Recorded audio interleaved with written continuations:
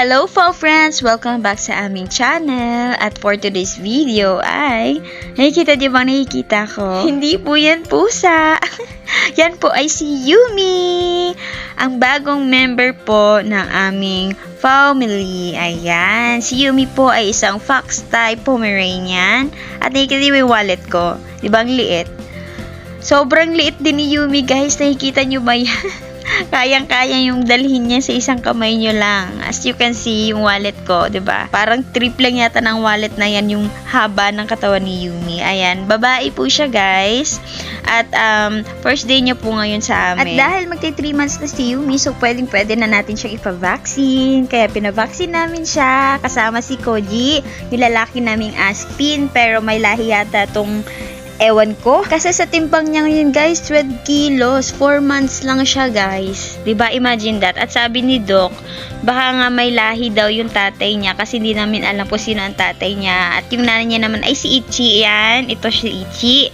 Ang aming Aspin, half German Shepherd na aso. Pero more on Aspin yung itsura niya. At abang iniintay nga namin yung cards ng mga anak ko, ito na naman yung maliliit na chihuahua. Lumapit na naman siya sa akin. Mabait to guys. Lagi itong nandito sa vet. Alaga ng mga vet to. May pusa pa nga dito na may lahi din.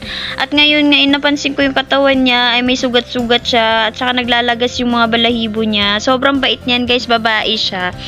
Ayan. So lumapit siya sa amin. At naging behave naman yung dalawa kong anak. As you can see. O, diba? Behave na behave. Ang tapang-tapang niyan sa bahay guys. Nangangahol ng mga tao yan. Nanghahabol pa. Pero nung dumating kami sa vet, nako, nanginig yan guys. Parang nanay niya. After nga namin sa vet guys, eto at naghintay muna kami sa tricycle ng mga anak ko dahil nag-order si daddy ng pagkain. Dahil sobrang gutom na kami guys. Hindi kami nakapagkape or nakapagtinapay man lang kanina umaga.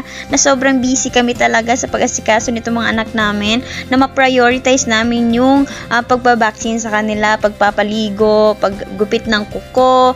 At guys, advice ko nga pala sa inyo, bago nyo sila dalhin sa vet, paliguan nyo muna yung mga puppies nyo, lalo na sa mga bagong for parents natin dyan na wala pa masyadong knowledge about pets. Paliguan nyo muna sila bago nyo sila ipavaccine dahil after na vaccine guys ay bawal silang maligo. At bawal silang lumabas ng bahay dahil according sa mga vet guys, bawal silang makasalamuha ng iba't ibang uri ng aso sa labas. Hindi naman maiiwasan yun. Meron tayong mga aso sa labas na mga pabaya ang mga owner. 'Di ba? Palakad-lakad lang kung saan.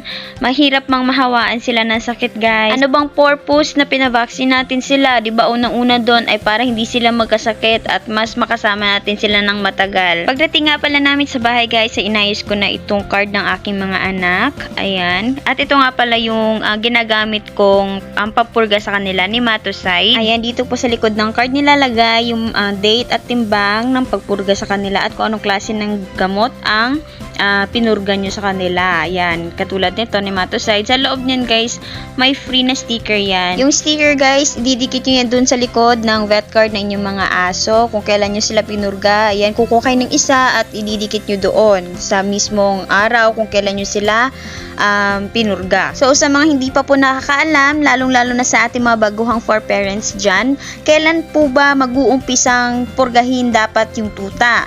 So, ang sagot dyan guys, mag-start po talaga tayo sa 2 weeks. 'Di ba? Kakapanganak lang. Bibilang kayo hanggang 2 weeks. So, ipurga nyo na sila. Unang-unang gawin is timbangin nyo muna sila. Kung ano yung bigat ng timbang nila, yun din yung dami o sukat ng gamot na pampurga ang ipapainom nyo sa kanila. So, start ng 2 weeks. Ang kasunod niyan, 4 weeks. Next is 6 weeks. 12 weeks, and then after na 12 weeks, every 3 months, nyo na silang ipupurga. So, ayan, nakikita nyo naman, may libreng dropper yan, may libreng sticker. So, nakikita nyo, dalawa yung pampurga ko guys, kasi yung maliit, yun yung una kong ginamit. Meron pa siyang laman konti. Yung isa naman guys, ay para sa stock yan, para hindi ako maubusan. At since nakita nyo na rin sa video ko itong dog food nila guys, share ko na din pala sa inyo ang dog food ng mga anak ko, not to brag, pero ito talaga ang hiyang sa kanila since noon pa.